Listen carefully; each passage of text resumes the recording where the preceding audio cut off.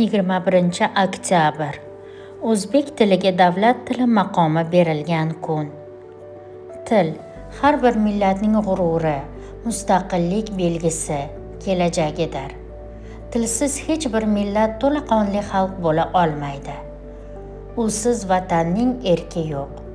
O'zbek tili ham millatimizning faxri, dunyo tan olishiga hissa qo'shgan ijtimoiy aloqa vositasidir. Muhtaram Prezidentimiz tomonlaridan 21-oktyabr sanasining O'zbek tili bayrami kuni deb e'lon qilinishi yangi O'zbekistonning yangi tarixi, yangi taraqqiyot yo'lini jahonga bor bo'y basti bilan baralla so'zlamoqda.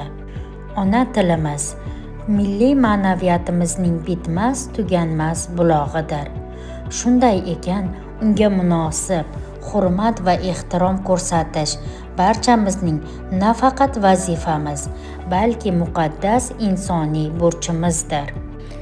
Yosh avlodni ona tiliga hurmat ruhida tarbiyalash har birimizga mas'uliyat yuklaydi. Zero til bor ekan, millat barhayotdir. Til bayrami muborak bo'lsin, aziz vatandoshlar.